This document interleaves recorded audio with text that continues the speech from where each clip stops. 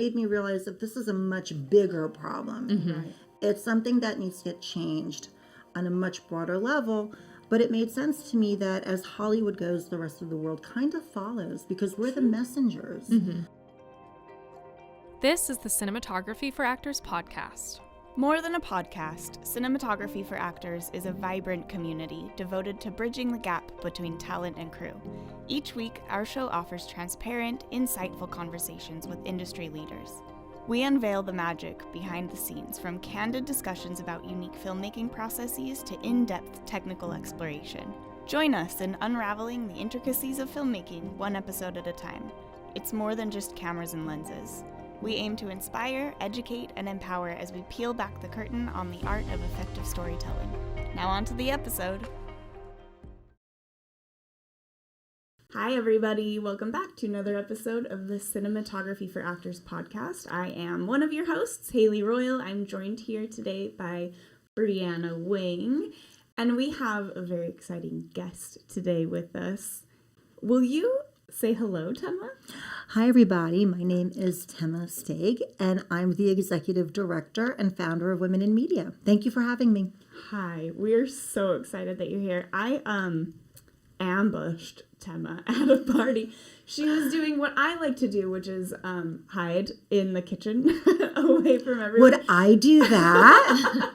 Maybe. And you were having some very great conversations with the hosts, and I love to go find a place during a party because I often get overstimulated and just kind of like hunker with one or two people. And I was so lucky to find Tema because I had run into you a couple of times at different events, but never actually introduced myself. And I'm so excited about what you do at Women in Media, and you've been around a lot longer than we have. And anyone I meet is like, but have you met Tema? Do you know about Women in Media?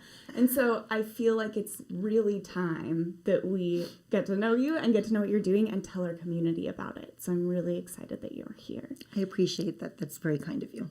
Thank you. So Tema, let's start at the beginning. Did you grow up here? Where did you grow not. Up? No, What brought you here? I grew up in New Jersey, but don't hold that against me.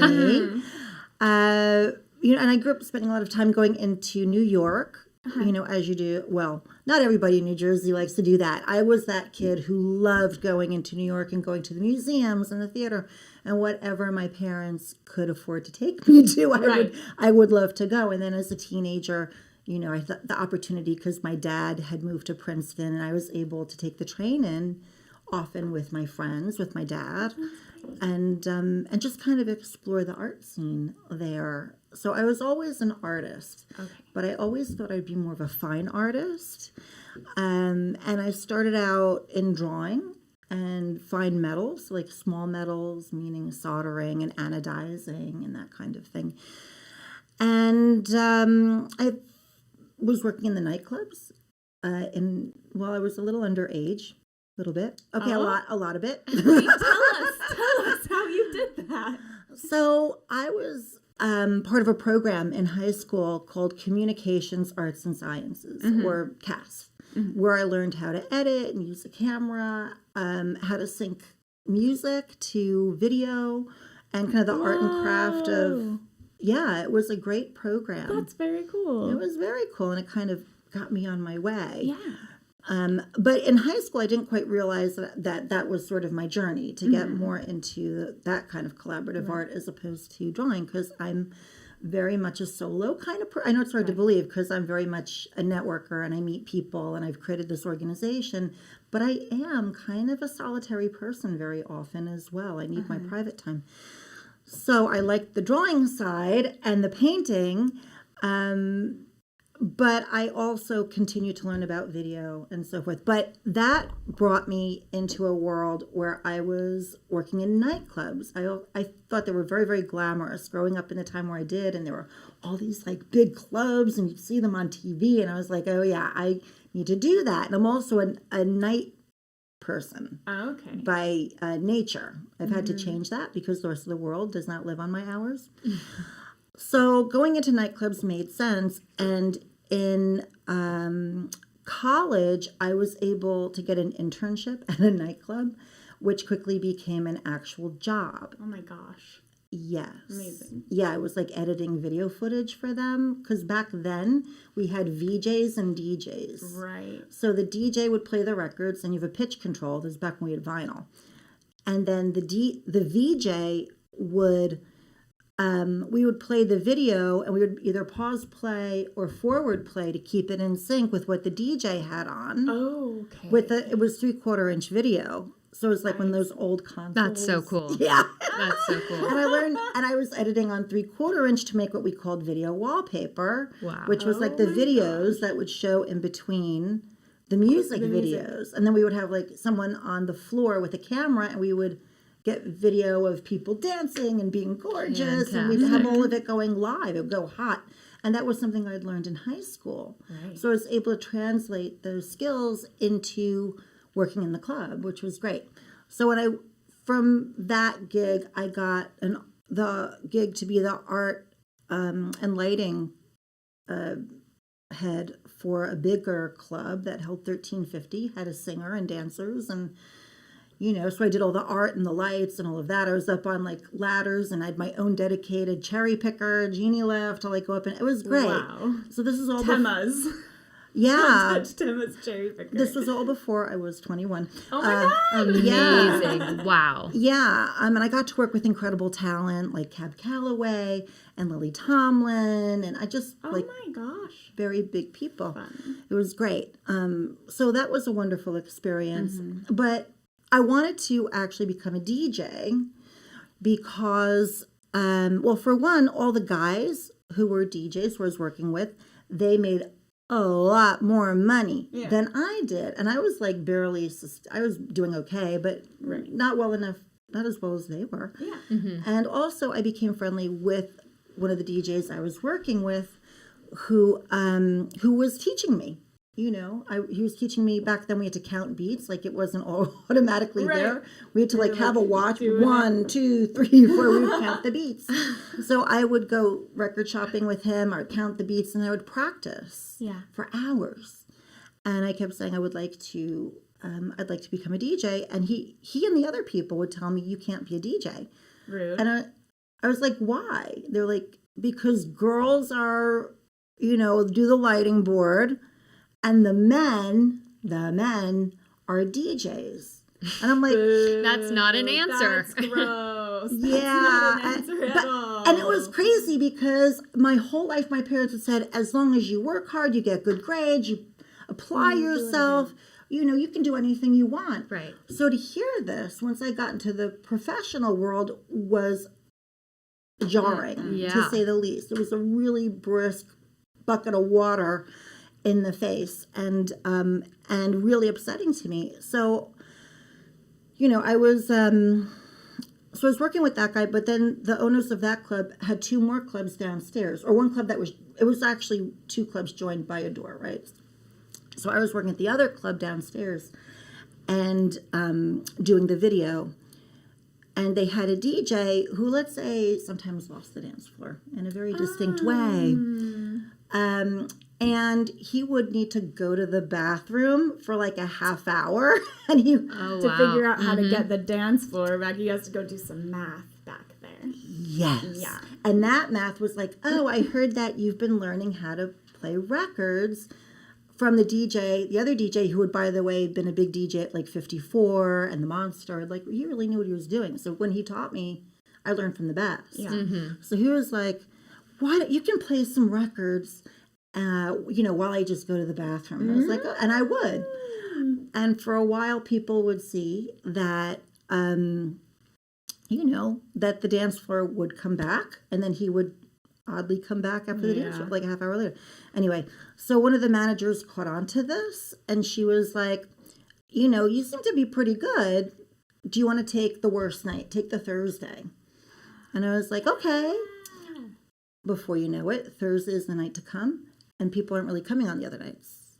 Oh my goodness. Okay, I want to take the Friday. And before you know it, I had all the nights because that's when people were coming. And I got out of it because as the club, and it was a club that held 700 people, I was packing it any night that I played. But as the club was doing better and better, they decided they wanted to take away my record allowance and cut my pay. Rude. Rude is right. The And venue. Well, yeah. The venue you're making money for. Yes. So you're now in your early 20s and you have this instinct to read what the dance floor wants, because that Correct. is such a skill as a DJ, Yeah. to feel the vibe, because every night and every dance floor is different with different people, different Fact. interests. Fact. And so it's like this living, breathing, like organism that has its own desires and interests, and you can't talk to each one of them and be like, what do you want? What do you want? Yeah. So you have to like absorb that energy and like feel the pulse of what they want. Like that is such a cool skill. And What so a skill or in your early 20s. You have to Right. be very observant, because like my mentor told me, your job isn't to be on the mic and be like, hey, yo, party. But your job is to play the right song at the right time, the right way, to make people scream and get on the floor. And I had practiced that quite a bit. So when they told me they were going to cut me back, I said, I'm going to you have to pay me in cash, and you have to continue to pay me what I'm worth, or I'm leaving. They're like, we're not paying you in cash, and we're still moving ahead with this scheme to cut back on everything. And I was like, bye. Peace out. And I was like, I won't show up if we're not in agreement on this. did you have another Alright. gig lined up, or were you like, I know my worth, I did. so I'm going to leave? I found a gig. Perfect. Amazing. I found a gig. Yeah, I did it. Yeah, and they closed in 6 months. Wow. I'm just saying. So Oh my it gosh. was so stupid. Isn't that a nice feeling though? When you're like, It's kind of revengey. sorry for you. Yeah. Sorry for you. Yeah. You could have been making money. All you had to do was pay me another couple A bucks. tiny percentage. Tiny percent. You could have been making more cash money. So But you're in your early 20s. You're Yeah. experiencing extreme sexism. And do you leave New York? Or well, that you was have a actually in gig and Boston then- at that point. Oh, So okay. yes, sorry, I left that bit out. Okay, so That this was club that you were Boston. DJing at was in Boston. Correct. Okay. Yeah. Yeah, although I worked in New York too. I worked up and down the East Coast. But what I learned is that some people, not everybody, but some people would rather live in their sexism, their racism, whatever that ism is, better, more than make money. Yeah. Which seemed crazy, because you would think that money would be a motivator for people. I'm an investor, so like I get that.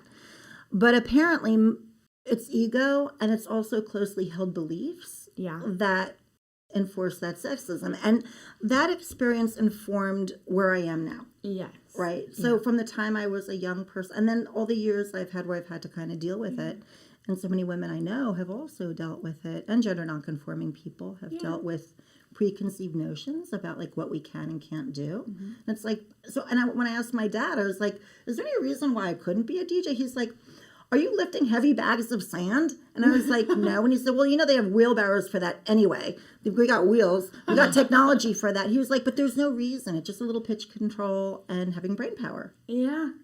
and ears and What? practice. Incredible parenting too. Like this Yeah. speaks to like the character of your parents as well, to be at the time telling you, no, you can do it. You can do anything. Mm-hmm. That's so fantastic. Yeah. I mean, I feel like there was a really big push Yeah. in the late 60s, early 70s. I think after like Rosie the Riveter. Mm-hmm. You know what I mean? Because so many women were told for so long they couldn't do something, and then all of a sudden we were needed to build planes. And you Right. could, and they could. And you could. They helped us win the war. Like it was those women who won the war. Like there were people in planes, yes, but the building of the planes couldn't have been done without the women. And then they were forced back into the kitchen, right? But I think those women felt like, this is bullshit. No, thank you. So you're Yes, at this, and some women liked it. Some women were like, "Oh, phew, I don't have to do that anymore." And a lot of women were like, "I was earning my own money, doing my thing." Like, I think that's where a lot of that came from. So your whole life sounds like you've had this like undercurrent of feminism, overcurrent of feminism. Yeah, big wash of A feminism. wash of feminism is, Yeah. is your life. So let's talk about where you are now. What brought you to LA? Well, I was working. So I went to graduate school for production design, which took all my art training. Right. Right. That I did that at NYU, Tisch. And I was working in New York, and I had a fellowship with the IFP, which is now the Gotham, or I think it's Gotham now, Film Independent here. Yeah. They had a little parting of the ways. But I was in New York I was the pilot for Project Involve in New York. The pilot. Could you tell us what that is? I was like the first like guinea pig for like Okay. It was me and this other gal, Shari, who's just awesome. Just 2 people. Yeah. Amazing. Yeah, it was me and Shari. And she does, or she, I don't know if she still does, but she was doing script supervision for Spike Lee. Okay. And she wanted to direct. And we got to meet people. We had mentors.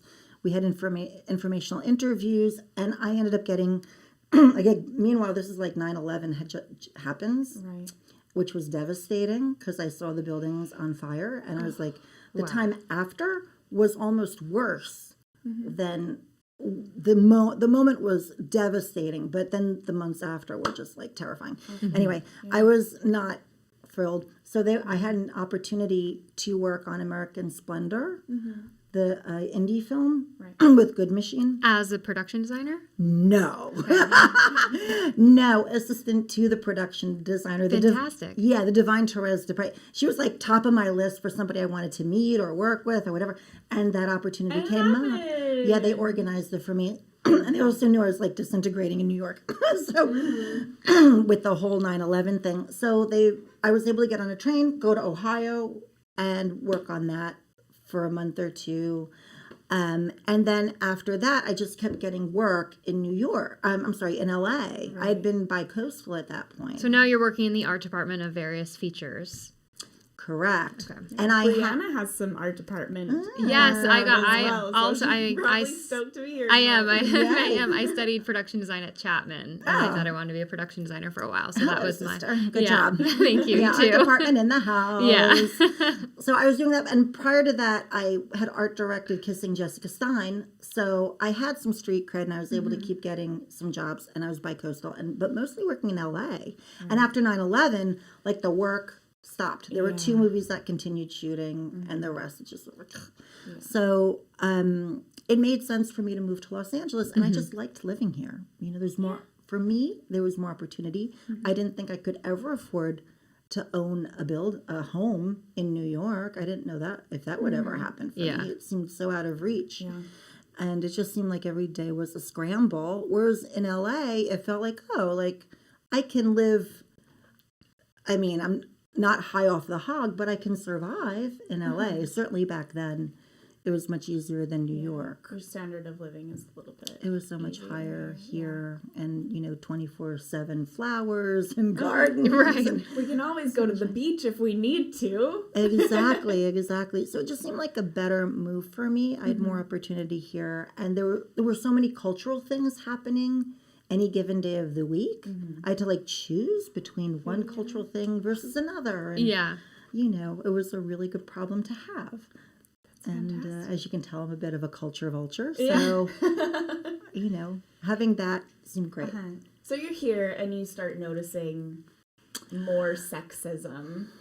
Yeah, it does. So what I learned was that you can go from the frying pan into the fire. Right. So it's like I was jumping from sector to sector, as it were. So I went from being in the clubs to then working in film and realizing that a lot of the same problems were systemic, not just there, but also in the film industry. And it made me realize that this is a much bigger problem. It's something that needs to get changed on a much broader level.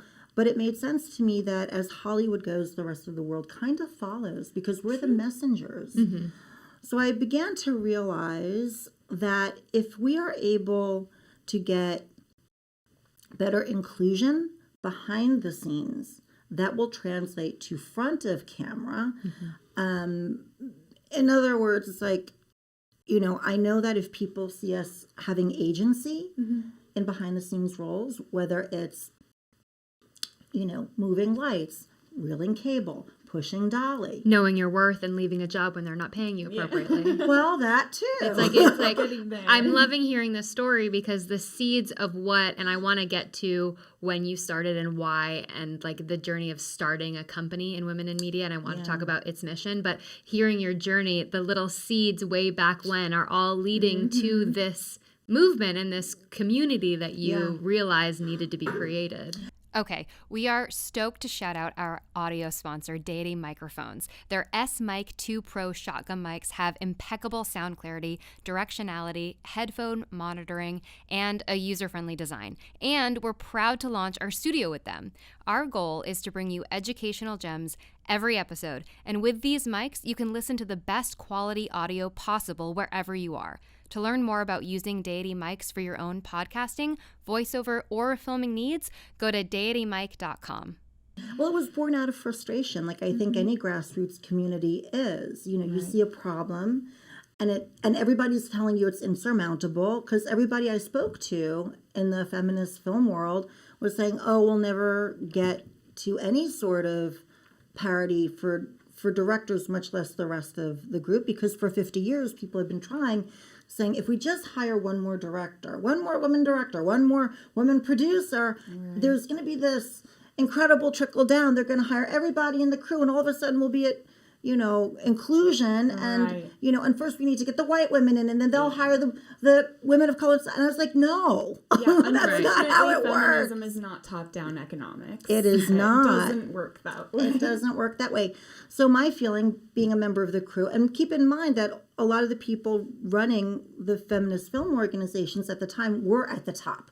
They were producers, directors, writers, actresses, you know, and I'm not saying we should ignore them. Like, we definitely need more of those folks as well. But they really weren't thinking of women in the crew. Right. So for 50 years or more, there wasn't any progress, because the traditional route is that you come up through the crew, right? So directors traditionally have been in the art department, cinematographers, sometimes editors as well, right? So they've got that experience, because the crew will tend to respect you more, quite honestly, if they know that you have some technical ability and that they can have a shorthand with you, and they know you've slogged it out. Totally. Right? They know that you've been like, you've schlepped a plant before, you know. Oh, yeah. You know, you've been on the other end of a couch. I've painted a wall. I've aged things. I've like Exactly. gotten creative with some sandpaper to make a cup look a certain way. Like, Exactly. we've all done it. That's like, Yeah, you can always have a little more respect for authority if you know they ate the same dirt that you are currently eating. Exactly. And having been a scenic artist, it's like myself, as I guess you have too. It makes it easier to talk to those people once you're in a higher position. So I've always advocated for people to do that, and also for people to see us in those roles, because I think a lot of guys and also women and gender nonconforming people, like, they have to see us doing things that make the sausage to really respect that we can make the sausage and move our way up to directing. Construction, special effects, model making, everything. All of it. And also, like, I think a lot of people only saw director, the rest of the jobs weren't really publicized. So I didn't know there was such a thing as a production designer growing up. I didn't know. Unless you, as a kid, sit through the credits and you're like, what's that? What's that? What's that? What's that? And even then, it's like, you know, I had a boyfriend who was like, best boy. What is a best boy? And I was like, And shocker, a female best boy is still called a best boy. yeah, exactly. So I've heard people just call it a best. I mean, I've heard other. I like that. You know Let's what I mean? make that happen. Yeah, I mean, you know, whatever. And but then I know women who are also like, I'm your best boy. Hey. It can I be love fun. that. You know, either way. And I have a friend who's a guy who's like, hi, I'm your script girl. I love that. Okay. I like what's happening. Okay. You know, I think yes, the language is important, but I also think we kind of have to have some fun as well. Oh, yeah. And not get too like bogged down. As long as people are in good spirits and we're moving the movement, I think that's the most important thing with humor. So when were you inspired to create Women in Media and make it an actual entity, like an actual real thing? And then what was the process like creating a 501c3 and deciding this isn't just an idea of mine, but I want to make this something? So I was teaching at an unnamed film school, and they had a like women in film group, and I wasn't that interested in it, to be honest. You know, I had my other things I was busy doing. But then there was like an open call to the faculty saying, we're going to do this screening and we need some help. So I jumped in. I was like, sure, whatever you need. And I was like, why don't we expand it to make it like a Woman to Watch award for some of our great female students who I knew were suffering. Like I saw how they were treated by the guys in the class and the faculty and the admin. Like they were, I mean, I experienced terrible sexism at that school. I was told I wasn't nurturing enough. Because you need to be as a you woman. must be as a woman nurturing. Well, they never said that to any of the guys. Guys who were like, really not cool, really rude. But they would say that to me because basically we had some students who they wanted me to pass through who were failing, and I wouldn't do it. Right. I would say they need to do the work if they don't hand in their work. Anyway. Okay, unnamed film school. Yes, unnamed film school. So I helped with this event, and I was standing behind this like wall of a guy, one of our students, who was talking to one of our Women to Watch. And he didn't see me because I was behind him. And he turns to her and he says, "Oh, you're getting an award for having a vagina." Wow. That's what I thought. I was like, that's not cool at all. That guy got hired by the school to teach. No? Wow. No? And I was like, something is so wrong here. So I was approached to be the teacher. You have to have an advisory teacher for this group. So I changed it to be more of a networking thing because that's what I thought the students needed. So I would have the school contribute food. So at lunchtime we could meet for our 2 hours and everybody went up and they would introduce who they were and what they did and wants, needs, or offers. And there was this massive contact sheet. Everybody had to sign in and then we would send that to everybody who signed in. Right. And I would say to them, you need to take this list and meet up with at least 3 to 4 people after this event to build your network and to maybe collaborate on your projects together and support each other. Yeah. And before you know it, it became a real thing. And the guys were like, how come we don't have a thing like that? I'm like, you do. It's called the film industry. Yeah. Not only that, you can start your all own of society. Exactly. I was like, you can start your own group as well, which of course they didn't do. They just wanted me to do it for them. So fast forward, I get introduced to Samantha Shada, who had just started the Seeking Our Story film screening, which was all about screening films of historical significance by women directors, the films that we were not taught in film school. So people think that we all haven't been making any films, which is wrong. We have. There's a rich history of women filmmakers, going back to Alice Guy Blanchet, who directed the first narrative film. Right? And nobody knew about her until like Pamela Green made that film. And we became friendly with her and she told us about her making the film. And we started screening these films. Well, we started screening them and we started out in this restaurant called Paper or Plastic on Pico Boulevard. I know it. Do you know it? And it's like the Mimoda Dance Studio in the back, which is like so not made for a screening series, but it was like they had a sheet and we projected a movie. Oh my god! Right? So I brought the networking portion, and I would do like a 10-minute PowerPoint because people didn't know why. They didn't know who these directors were, so why would they come and why are they so important? So like I would get up and I would and just 10 minutes, just enough to get a taste and not enough to be boring. And this or was free and lecturing. available for any woman that signed up and wanted to come. Well, anybody men or to women. learn. Yeah, We wanted men to come. Are you kidding? Fantastic. Yes, women, but we really wanted men to come because they needed to know that we've been around more than a minute. So everybody was welcome, of course. So people would come, they would eat, we'd hang out. It was great, very social. And then we'd go in, we would do the networking. People would get up and announce themselves. So now they knew somebody. Be like, oh, you're looking for an editor? I'm an editor. Hi.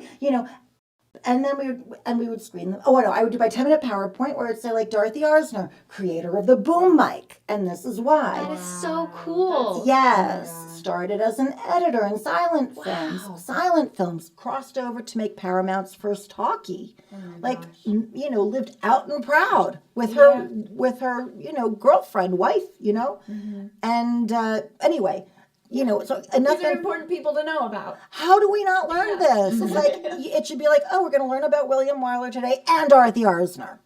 You know what I mean? Like, Absolutely. how I'm inspired by you. Not be. So, Yeah. so we did this for a while, and we kept getting bigger and bigger. And the reason Samantha was doing it there is because no other screening room would do this because they didn't think people wanted to see these films or films by women. They wouldn't give you a time slot during the week, not even on like a Monday night. Well, we wouldn't even give you the worst night. Right, We've seen this before. Right. Well, we wanted a Friday evening, and we were like, you can take the ticket sales, and we'll get a little bit of food donate. Like we did this all just to move the movement. Right. But we ended up having massive contact sheets, right? So before you know it, we're going from venue to venue, and clearly it's proven that people want this. We're getting to like venues that hold 275. Wow. Because what I told Samantha at the beginning, I was like, look, she'd only done like one or two. I was like, I will help you double your audience every month, which we did, and finally just got too big. And then the other venues started picking it up. So like now the Hammer Museum does it, and the Egyptian does it, or I mean at the time it was the Egyptian, American Cinematography. And before you know it, they're catching on. They're like, oh, like there is some money to be made in this.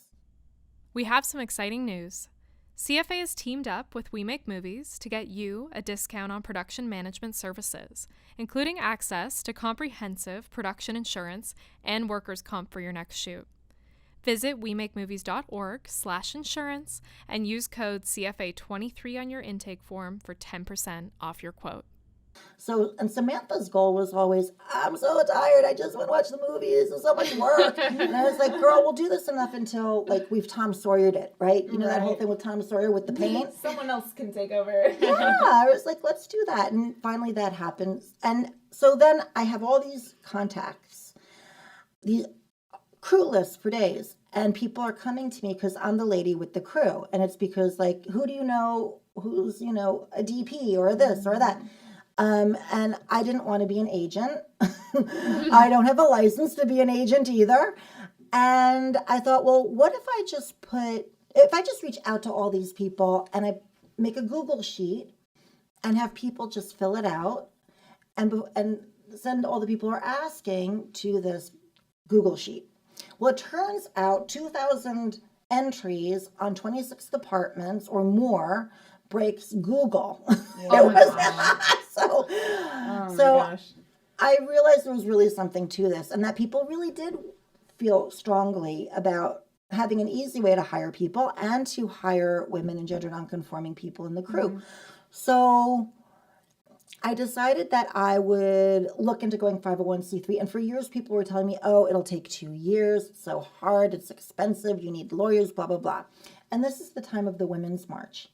And I became friendly with the woman who started the LA Women's March, this gal, Emmy, because I saw her and I asked her, I said, hey, you ramped that up real fast, right? It was like it was like this thing on Facebook and it seemed very disorganized. And all of a sudden you guys were 501c3 and organized. I was like, how did you make that happen in the course of a couple of months? She was like, oh, fill out this form.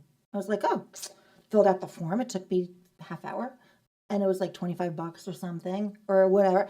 And she was like, yeah, and then this other thing is going to come back to you and then you do this. It wasn't that hard. It was just, I didn't know the right person to give me the right information. Mm-hmm. Right. And that was another important lesson, that if people were telling me not to do it out of love. They weren't doing it because they were mean-spirited or they wanted to undercut me. It was because they were afraid for me. Mm-hmm. But I think it's important to understand the difference, or do your best to understand the difference of when people are trying to talk you out of doing things, that it's that they mean well, but they're afraid as much for themselves as much as they would be for you. They don't think it's doable. Don't get mad at them for maybe giving a no.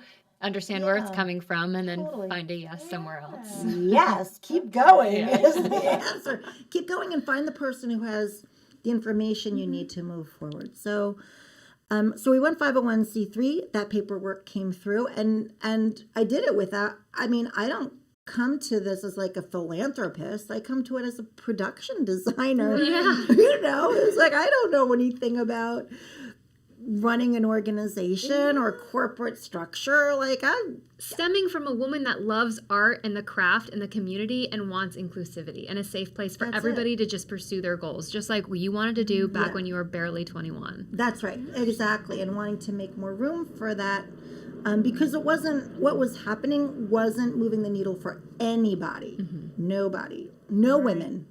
So what opened up for you and what changed after Women in Media became a 501c3?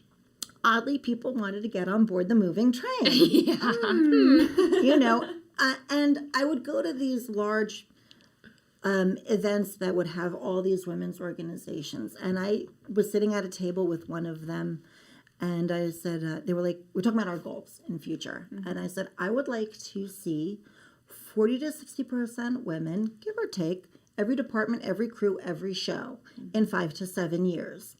And they all looked at me like I was insane. And what year was this? Were you? This was, I'm going to say, like 2017. Okay. Right around the time we went became nonprofit.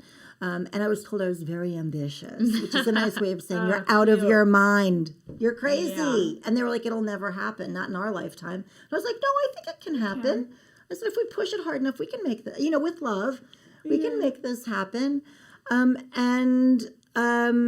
So we had the online crew list, which still exists. It's a cornerstone of the organization. And how can people find that? They can find that on our website, which is womennmedia.com. So women, WOMEN, another N, media, MEDIA.com. And you can just go to the search bar and just type in the crew list. And it's searchable. You can go to the search within the crew list and type in a position or anything like that. And there's other criteria.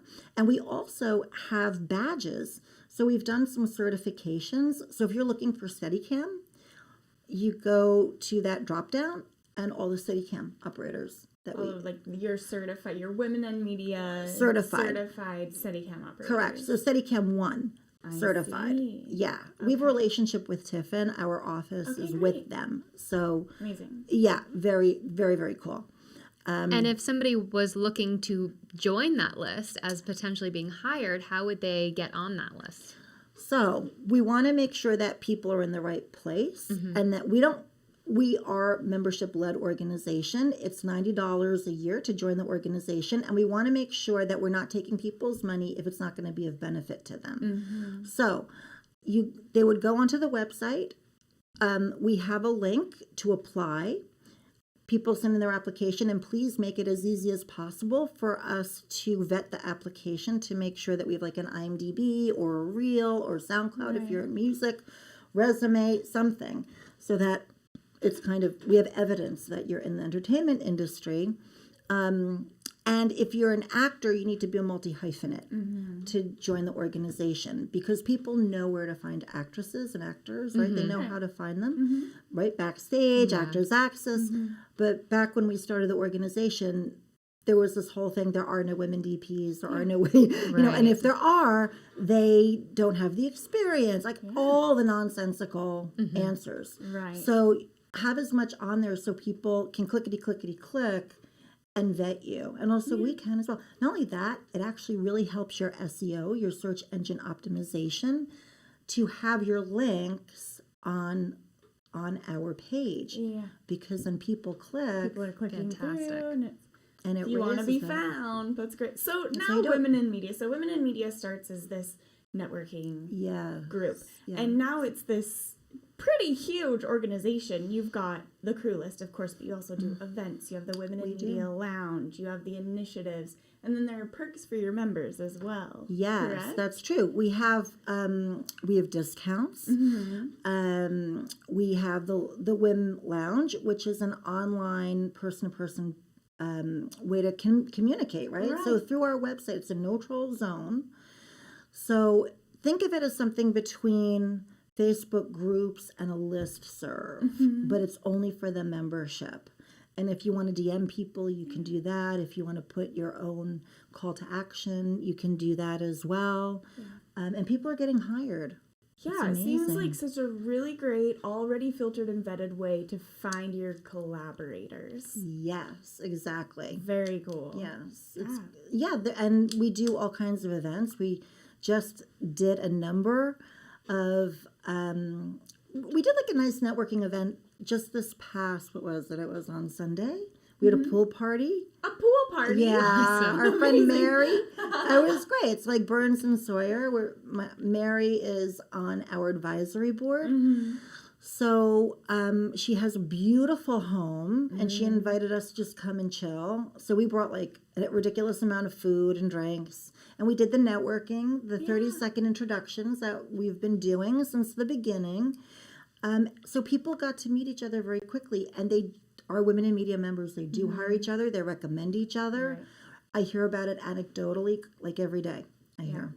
Something we talk about a lot at Cinematography for Actors is the importance of networking, but networking socially. So meeting people in these low stakes social situations and learning things about them that aren't just what's your job, where did you go to school, who have you worked with, to really create these organic and genuine friendships, not just like, I'm meeting you because I want to get something from you later. It's like, I'm meeting you because I actually want to know about you. Tell me your story. Who are you? Maybe we can be real friends. And then, because that's who you want to work with. If you're going to be on set for 14, 16 hours a day, you want to love the people you're working with, and you want them to be your friends. So this seems just like such a fantastic way to do that if you are interested in, meeting more people, being on the crew side of things, or becoming a multi-hyphenate. This seems like just such a great way to know that the people you're meeting are pretty guaranteed it's going to be cool people that you will probably like because you're like-minded people. With the same missions and goals for the industry and inclusivity. Right. Exactly. And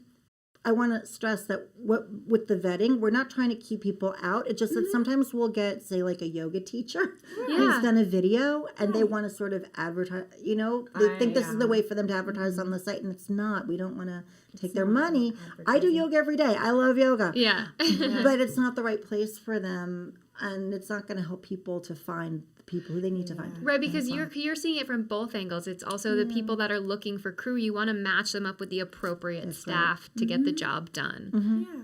What a cool way to find your network. We are going to have to start to wrap this up. I'm very sad. But would you talk a little bit about the initiatives you have? Because there are a lot. Yes, there are a lot. So right now, we're actually doing a volumetric music video. Cool. Which is part of an initiative to move more women into the tech side. And we always want our members to be on the cutting edge and we want our members to be forming the new tech. Yes. We don't want to just be learning it. We want to be the ones who are pushing and making the innovation. So we just had orientation last week, Friday, and we're going to be shooting the music video next week.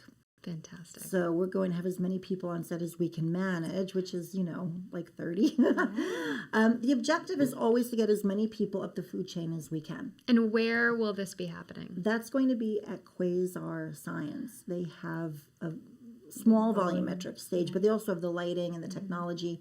So we're learning a lot of the technical terminology and how it works, and loading Unreal and all the things that you have to know to move forward in whatever this brave new world is going to be. This is such a the cool volume being virtual production, like the LED panels that are likely replacing green screen, similar to what the other shows are using. So exciting to be able to get.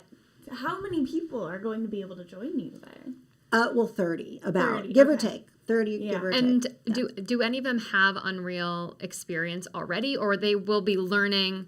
Because I just worked on a virtual production shoot this weekend, and a big thing I noticed was all the crew is used to Genie, camera, art, props, right? But now we've got this whole other department that is existing with us, on the stage, and with roles and responsibilities and titles. And just like in the art department, you've got your production designer, art director, set like designers, everybody. It's like a big family tree. They have a big family tree there, and so getting into the flow and getting current crew and departments used to this brand new department that will now exist as like a living, breathing entity on set, but all of the software and the engineers are so skilled and new? Are the people coming in learning, or did some of them already have experience with Unreal? How are you doing the teaching and the integration for this new tech? It's a challenge, a few people have, but it's so new. Yeah. And I mean, if they already knew how to do it, they wouldn't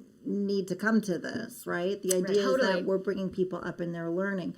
But even some people who have been in the industry forever and ever don't necessarily know the new tech. Right. So the majority don't really know, but a few people do. Or, I mean, they've certainly done their due diligence. They've learned about The Mandalorian and they've read up on it.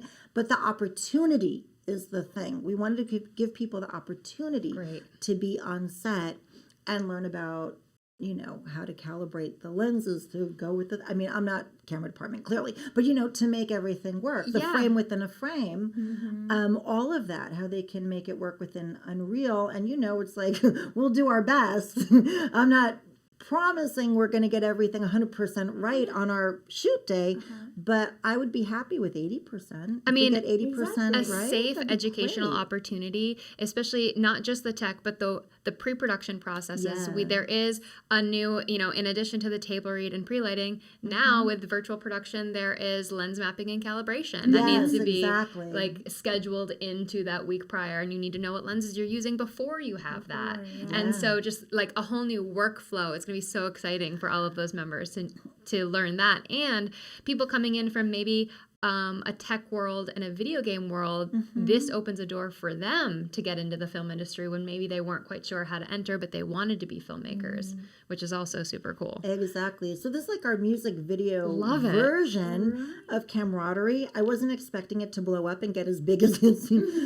Everybody's curious. I know. I was like, oh, we'll just get our singer in there with a wind machine in the background, and boy, was I wrong. So if people that are interested in women in media want to go to your website, they'll be able to see all the events that you have going on and learn all about it. And search the crew list. And what other socials do you have beyond the website? So we're on Instagram, Women in Media Inc., as an INC. Women in Media Incorporated. Love it. Perfect. Yeah, we're on Twitter, which is now X. Yes. Yeah. Right? Yes. Okay. Yeah, on X, we are Women in Media. And Facebook as well. Yeah, we have both, actually. So, do you have any plans to migrate your X account to Threads? We have Threads as well. Right. Yes, we have both. They're everywhere. Yeah, it's like there's so many socials, and we have our own social media, right? We have the Wim Lounge, so our members can certainly use that to keep in touch with each other and reach out. Like I said, it's very safe, huh? Sorry, give me that. What? Like you said, it's very safe. It is. It's because everybody comes up pre-vetted, and we're very clear that it's a troll-free zone. It's not like X where it's like all the rancor and people like back, and half of it's like, most of it's bots, like, they're like Russian troll farms, half of them, and the other half are like just people who are mad and venting. We don't have that on our, not yet anyway. We don't have that. Happen. Yeah, no, it won't, because we'd shut it down. We wouldn't. We don't allow it. People have to be friendly and kind in our organization, because that's what it's about. Tema, personally, where can people find you to ask about your DJ days? Oh, gosh. Well, I, too, am on Instagram, and I'm on Facebook. So my Instagram is just Tema Staig. Okay. So easy. And there are a number of articles out about me as well. So like Heart of Hollywood, there's an article. We were just in British Cinematographer. And, here's something really weird. I don't even believe it myself. I am technically LA County Woman of the Year. So it's kind of easy to find me. Burying the lead. Tema Staig, LA County Woman of the Year? Weird. Congratulations. Thank you. So it's very easy to find me. Certainly to email me as well. We're still a small organization. We're not massive. So I'm very much part of the day-to-day as much as I can be. We do have staff, but it's like, best to find you through Women in Media. Yeah, that's, come to an event. That's the way to do it. Our holiday toast is going to be coming up in December. This is unpublished yet, but we're going to be doing a masquerade ball as well. Amazing. You heard it here first, everybody. It's going to be amazing. That's in November. So, come to those events and I'll be there. The masquerade event, start bedazzling your masks, ladies. It's going to be all glamour. All glamour all day. So much fun. Tema, it has been so great to have you in today. Thank you. And learn from you. You have such a rich feminist history. I'm so excited to learn more about you. Thank you. Yeah. And to my mind, feminism means that we're not judged by who we are, what we do, what we wear, whether we're wearing makeup or not wearing makeup. Like, none of that matters. Judge us by our character and our ability to do the job. Pay us what we're worth. It should be commensurate to guys who may have failed up to that job, or have won that job, who are really strong and good at that job. That's what we should be judged on, and that's how we should be compensated. So that's my feeling. Amen. The end. Amen. The end. Done. Thank you so much, Tema. The end of this episode of Cinematography for Actors podcast. Thank you so much for being with us. Thank you for having me. What a pleasure. Join us in bridging the gap between talent and crew. Start by subscribing on your preferred podcast platform, sign up for our newsletter to stay up to date on vendor discounts, community events, and new podcast releases, and educate yourself through our free course releases on YouTube. It all starts at cinematographyforactors.com. And if you like this episode, consider leaving a review to make it easier for other listeners to find us.